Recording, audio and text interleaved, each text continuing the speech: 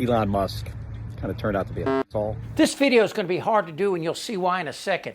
As bad as Trump's win was for Democrats, it might have been worse for MAGA. Why? You see, my friend Nathan here had a very rare form of cancer called fibrosarcoma, and he was the first reported case ever in a child. He was also the first reported case where it wasn't in a limb or something that you could amputate. His was in his lungs. Nathan died a few months after all these pictures were taken. But cancer research caused him to be around for another year, so his family had another year, a quality year, with him. And that is one of the reasons why I make this video. Because you see, we had a bill in Congress to prevent a government shutdown that both Democrats and Republicans agreed on until Elon Musk stepped in. They cut $190 billion from pediatric cancer research. That, of course, is Elon Musk, a human shark, a mentally unbalanced billionaire who's done for high-functioning autism what Lindsey Graham has done for masculinity. I think he's a kook. I think he's uninformed. I think he's crazy. You don't have to run for president and be the world's biggest jackass. Here's why I'm with Trump. When Trump granted this guy unconstitutional powers to alter hundreds of thousands of lives with his budget cuts through his dull-witted acronym, it was evil and unnecessary, especially when you consider that Trump's federal government is giving Musk about $8 million a day to blow up rockets, and Trump is pimping his Teslas on the White House lawn. But that's just the beginning. Now Musk, illegally here in the U.S. since he violated his student visa, has taken his vulgar presence to another level. It started with this Nazi salute at Trump's inauguration. And I just want to say thank you for making it happen. Thank you.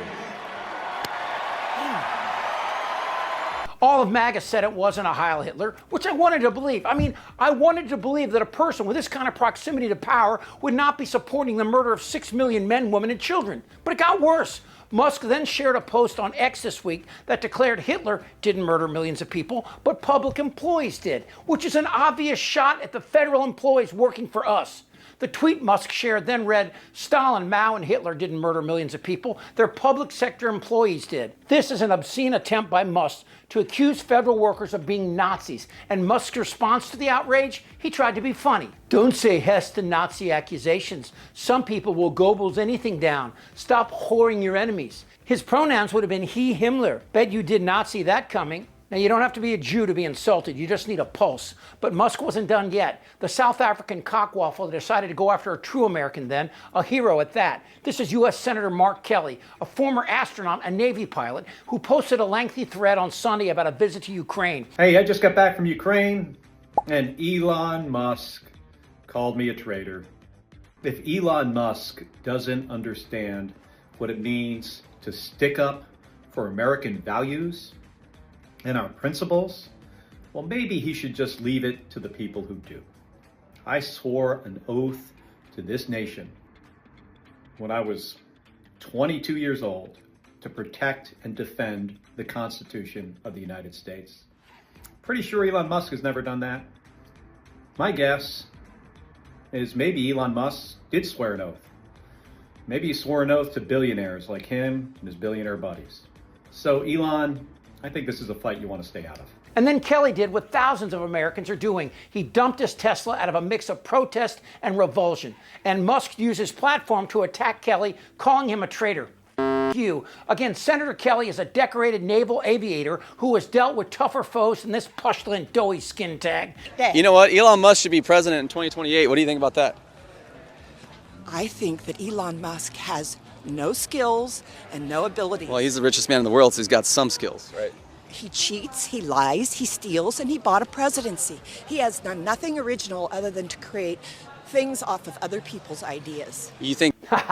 Now, there's a couple things here that should really piss you off. This jizz monkey is in this country illegally, and he has the balls to direct our nation's response to a murderous dictator like Putin. And two, that the Trump administration says that anyone who protests at a Tesla dealership will either be deported or arrested. To which most of us say, again, Attorney General Pam Propaganda Barbie Bondi says that she will go after any and all protesters, a clear violation of the First Amendment. But a lot of people are truly dumping Tesla and saying, F you, Elon Musk. I think if it gets a little worse, then I'll start to kind of, go around in my head thinking, maybe. It's not a matter of maybe for many. The sale of a used Tesla at this BC dealership sparked several comments on social media. People were suggesting that it was a symbolism of Nazi, of what's happening in the United States. Canadians understand that we're in an existential trade war with the United States. Drivers are sporting bumper stickers that read, "I bought this before Elon went crazy."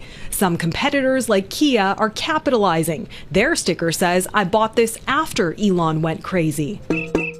Protests have erupted across the U.S., with Tesla stocks taking a hit. Musk spoke on Fox News Monday.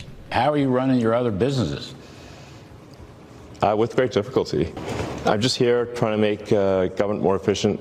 Trump defended Musk in a post on his Truth Social platform, saying he's putting it on the line to help the country. The president even promising to buy a Tesla.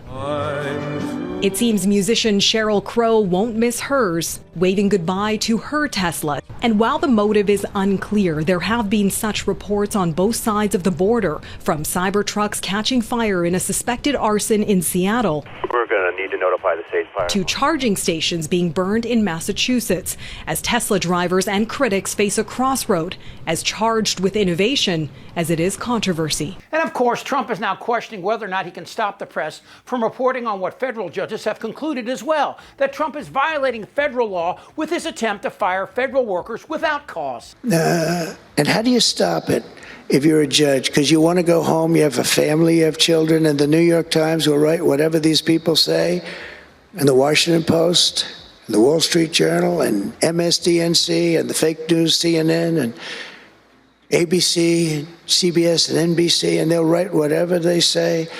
And what do? We're going to come after the people in the media who lied about American citizens, who helped Joe Biden rig presidential elections. We're going to come after you. Whether it's criminally or civilly, we'll figure that out. But yeah, we're putting you all on notice. But all of this is par for the course. By the way, Trump doesn't make pars.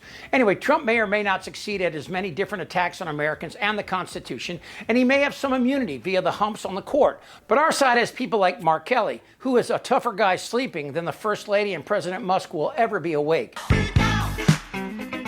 And he's standing up to Trump by selling his Tesla and saying what everyone is thinking. Last trip in this car, there were some things I really liked about it. There are things I didn't like about it, but that doesn't matter. What matters is, doing the right thing. I think it's time to get rid of it. Elon Musk kind of turned out to be an asshole, and I don't want to be driving the car built and designed by an asshole. So, looking forward to my new ride. Now, while it's true that MAGA has the White House, Congress, and the Supreme Court, the loudest voice in the room is always this: money. And at some point, investors and consumers will look at the economic damage and Musk's outrageous behavior and say, "F these guys," and they'll vote with their conscience through their wallets. And if you really want to hurt these mopes, call them an a-hole, but then buy a car from Mexico, Canada, or Germany. Look, we survived Reagan and the young Republicans, and we'll survive Trump too. But when it gets hard and you get depressed, just follow Mark Kelly's example. Go f*** yourself. I like that. Goddamn right. Crazy. Disgusting. Bloated and fat and disgusting. Oh, I like that. You're a nasty person. I'm as mad as hell. I don't want to talk about this stuff. Am I wrong? Yes. Tick-tock. You're in a lot of trouble, Donnie. I think he's crazy. I'm Chip Franklin.